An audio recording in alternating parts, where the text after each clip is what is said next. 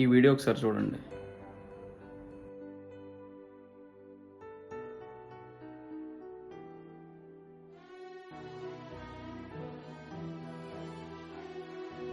అందరికీ నమస్కారం అండి. ఇలాంటిది ఒక వీడియో చేస్తానే ఎప్పుడు అనుకోలేదు. ఏంటంటే నిన్న సోమవారం అయితే మేము మా తమ్ముడోళ్ళు, మేము మా సిస్టరు, మా మావయ్య, మేమందరం పేరుపల్లి బీచ్కి వెళ్ళడం జరిగింది. సో అంతా ఆడుకున్నాము, అంతా అయిపోయింది. ఇంకా 3:30 టైం కల్లా అలలు కొంచెం ఫాస్ట్గా అయితే వచ్చేస్తున్నాయి. అయితే ఇంకా మేము సరే ఇంకా అని చెప్పి వెనక్కి అయితే ఒడ్డుకైతే వచ్చేసాం. సో అదే టైంలో ముగ్గురు ఫ్రెండ్స్ అయితే అక్కడ వచ్చారు, మాతో అలాగ స్నానం చేయడానికి వచ్చారు. సో దాంట్లో ఒక వ్యక్తి అయితే మెల్లమెల్లగా అలలోకి వెళ్ళిపోవడం మేము చూసాము. సో ఇంకా మేము మా మావయ్య కాపాడదామని చెప్పి ఇంకా చాలా ట్రై చేసినా కూడా అలల్లో ఇంకా ఆయన లోపలికి వెళ్ళిపోయేసరికి ఇంకా నేను ఇంకా మావయ్య ఇది కరెక్ట్ కాదు, మనం ఎవరైనా హెల్ప్ తీసుకోవాలి, చాలా రిస్క్ అయిపోతుందని చెప్పి బయటకు వచ్చాము.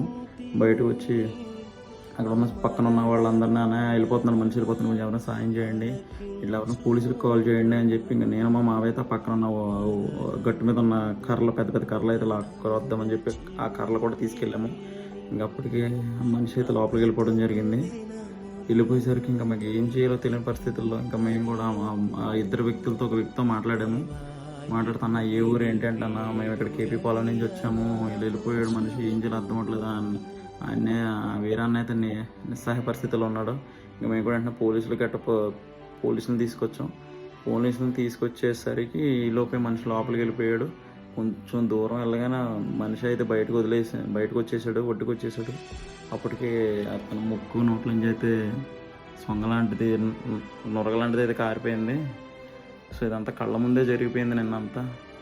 ఇంకా పోలీసులు వచ్చారు, లైవ్ జాకెట్లు వేసుకొని లోపల దూకుదామనేసరికి బాడీ అయితే ఒడ్డుకు వచ్చేసింది. ఇంక అప్పుడు ఇంకెంత కొట్టినా, ఇంకా ఎంత ప్రెస్ చేసినా, బాడీ స్టమక్ని ఎంత ప్రెస్ చేసినా వాటర్ కక్కుతున్నాడు తప్ప మనుషులు అయితే ఏ చల్లడం లేదు. సో నిన్న మేము ఇదంతా మా కళ్ళారా చూసాం మేము. సో నేను చెప్పాలనుకునేది ఒకటే, ఎవరైతే మీరు పేరుపల్లి వెళ్తున్నారో వెళ్ళొద్దని అయితే నేను ఎప్పుడు చెప్పట్లేదు, కానీ చాలా జాగ్రత్తలు తీసుకోవాలండి. ఎందుకంటే ఒక నిండు ప్రాణం 23 సంవత్సరాలు అంట బ్రదర్కి, మధు అంట, కేపీ పాలెం నుంచి ముగ్గురు ఫ్రెండ్స్ అయితే రావడం జరిగింది. మా కళ్ళ ముందు వెళ్ళిపోయాడు. ఎంత సాయం చేద్దాం అనుకున్నా మా వల్ల కాలేకపోయింది. అయితే ఈ వీడియో అయితే నేను చేయకూడదు అలా అని అనుకున్నప్పుడు కూడా మనసు అసలు నిన్నటి నుంచి కూడా అదే సంఘటన మనసులో తిరుగుతుంది. మీకు పంచుకోవాలనుకుని ఇప్పుడైతే వీడియో చేస్తున్నాను. కానీ అక్కడ బీచ్ అనేది అక్కడ సేఫ్టీ